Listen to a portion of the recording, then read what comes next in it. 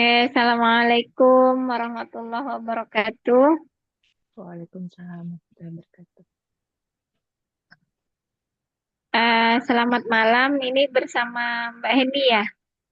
Iya benar. Ya, silakan kalau ada yang mau di-sharingkan. Hmm,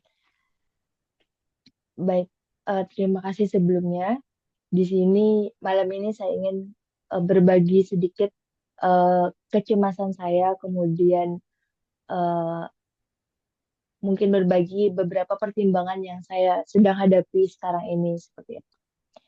Yang pertama, kondisinya adalah eh, saya orang yang sebentar lagi eh, mau lulus S1 sehingga mempertanyakan setelah S1 mau ngapain gitu. Apakah mau bekerja atau mau S2 atau mencari pengalaman-pengalaman yang lain seperti itu. Nah, di posisi ini ada beberapa pertimbangan gitu.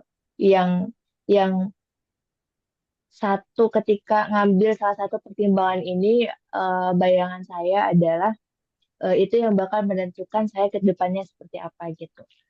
Eh, di satu sisi juga posisinya, kondisinya saya yang juga aktif di salah satu organisasi yang itu juga menjadi kalau diteruskan bisa jadi masa depan yang berbeda gitu. Yang pertama, karena saya kuliah di dua jurusan yang sangat berbeda sekali, sehingga saya bingung terkait saya kira-kira mau melanjutin yang mana gitu. Kalau saya melanjutkan kuliah di psikologi di UICI ini berarti saya harus nunggu sekitar 2 tahun lagi gitu untuk eh, lulus sarjana gitu. Kemudian baru melanjutkan S2. Kalau misalkan lanjut profesi, baru profesi baru bisa jadi psikolog misalkan seperti itu kalau misalkan jadi psikolog. Tapi di sisi lain kalau saya ngikut di jurusan saya yang satunya, jurusan yang agama sekali gitu.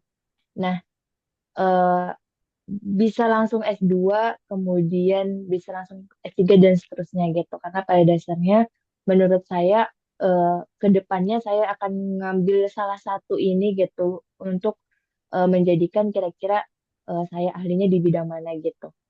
Eh, nah, kemudian yang ketiga di organisasi saya ketika saya masuk di organisasi ini sebenarnya tidak memerlukan eh, apa istilahnya tidak memerlukan S2 dan lain sebagainya kecuali saya ranahnya nanti ke akademisi. Tapi kalau saya meneruskan di karir saya di organisasi saya ya akhirnya saya bekerja di lembaga-lembaga kemasyarakatan atau kementerian dan lain sebagainya pada akhirnya. Nah, sehingga sekarang itu saya benar-benar kayak cemas nih kira-kira masa depan saya apakah bakal bisa terwujud dan mau diwujudkan seperti apa itu masih cemas sampai sekarang gitu. Sehingga karena kecemasan itu akhirnya kadang eh, tiap hari kadang kayak kebanyakan mempertanyakan, akhirnya kebanyakan mempertanyakan, kebanyakan berpikir akhirnya sehingga tidak terlalu fokus ke semua hal jadinya seperti itu. Sehingga sekarang masih bingung menentukan mana kira-kira yang mau diambil gitu. Sedangkan ternyata eh, saya ini kurang bisa untuk mengerjakan berbagai hal dalam satu waktu gitu, dalam satu momen. Jadi harus kira-kira harus mengambil fokus salah satu seperti itu. Dan juga ada tuntutan lah, tuntutan di diri bahwa oh kira-kira harus mulai memikirkan secara finansial dan lain sebagainya gitu.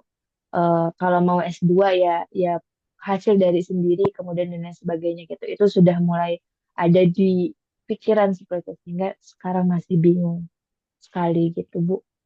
Cerita yang dapat saya bagikan pada malam hari ini. Baik, terima kasih.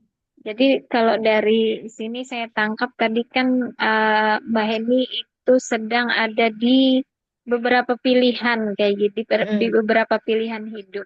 Nah, jika boleh saya sarankan seperti itu, maka eh, mungkin Mbak Heni mulai memfokuskan bahwasanya mencari titik tujuannya itu yang diinginkan sekali itu apa. Nah, kemudian Hmm. yang kedua, mungkin kalau boleh saya saran lagi, yang diinginkan sekali itu apa, kemudian yang dikuasai sekali itu apa. Dua itu. Nah, mungkin dari dua itu nanti dari dua jawaban yang benar-benar itu dari hati kayak gitu.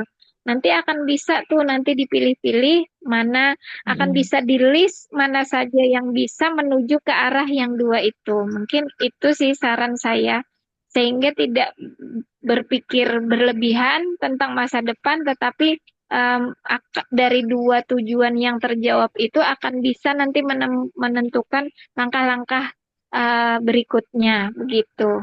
Untuk menentukan pilihan seperti itu. Terima kasih. Assalamualaikum Iya. warahmatullahi wabarakatuh.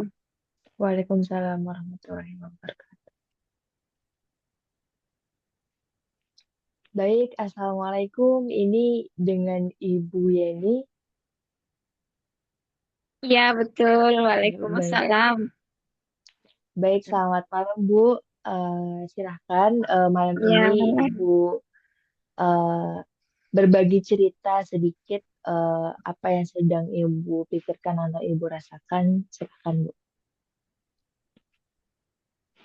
Ya, jadi akhir-akhir ini saya eh, mengalami kecemasan seperti itu karena saya sudah mempunyai anak yang berinjak remaja seperti itu. Dia sudah berusia 14 tahun kan kayak gitu. Nah, yang menjadi kekhawatiran saya adalah dia ini yang saya takutkan dia takutnya terpengaruh dengan pergaulan di luar sana kayak gitu, pergaulan di teman-teman sekolahnya kayak gitu. Kemudian namanya juga sekarang ini kan era digital kayak gitu. Kemudian juga kalaupun tidak di pertemanan, di tontonan di media sosial kayak gitu. Walaupun upaya saya kan sudah ada sebenarnya untuk mendownload Google Family di HP dia kayak gitu untuk membatasi penggunaannya. Kemudian juga aplikasi-aplikasinya juga dibatasi kayak gitu. Nah, namun tetap saja sebenarnya saya itu khawatir kayak gitu karena tipe anaknya ini mudah terpengaruh dengan pertemanan. Jadi anaknya itu suka berteman begitu. Sehingga dengan karakter dia yang suka berteman, saya khawatirnya dia mau-mau aja disuruh temannya kayak gitu. Agar ditemani, lalu dia mau apa yang disuruh teman. Nah, itulah yang saya khawatirkan akhir-akhir ini. Dengan media sosial itu juga anaknya eh, apa namanya suka ke anime-anime kayak gitu. Dia suka menggambar. Nah, jadi kekhawatiran saya itu banyak kayak gitu loh. Dia suka yang di Jepangan itu kan.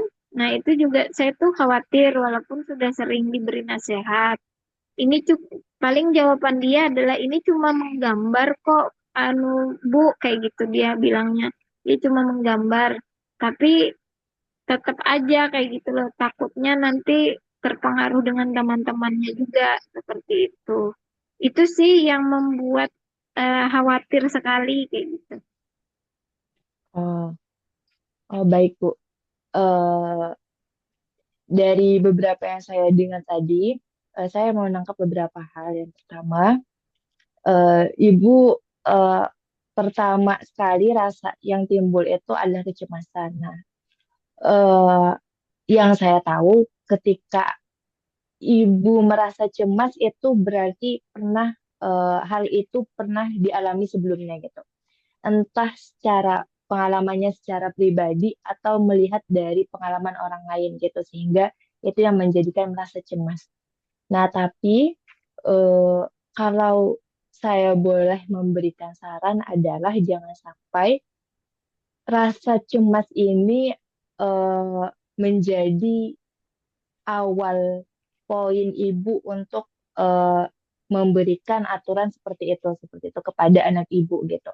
Khususnya yang saya dengar tadi ketika anak ibu itu berusia 14 tahun gitu, yang mana dia itu pasti eh, sedang menggali dirinya, kemudian sedang ingin merasakan kebebasan yang juga didapatkan oleh teman-temannya dan lain sebagainya. Dia juga dengan dia lebih banyak berteman dengan orang lain, itu dia juga mengeksplor bahwa oh kira-kira dia itu punya jati dirinya sebagai apa dan lain sebagainya, sehingga harus selalu pasti ada sesuatu yang secara norma dari keluarga ibu tidak berlaku, tidak sesuai dan lain sebagainya, itu tanpa dukung kiri bisa jadi ada dan bisa jadi enggak ada, tapi yang penting jangan sampai berasal dari kecemasan seperti itu. Nah, menurut saya, eh, saran saya adalah posisinya ibu harus mengelola kecemasan itu gitu. Jadi jangan sampai nantinya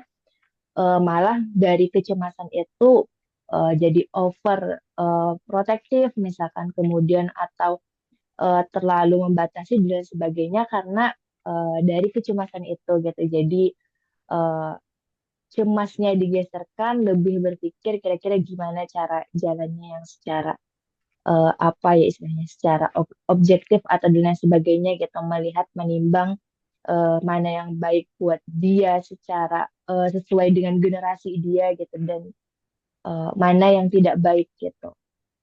Itu aja sih Bu, mungkin saran dari saya. Terima kasih juga telah memberikan ceritanya, perasaannya pada malam hari ini. Terima kasih Ibu. Assalamualaikum warahmatullahi wabarakatuh.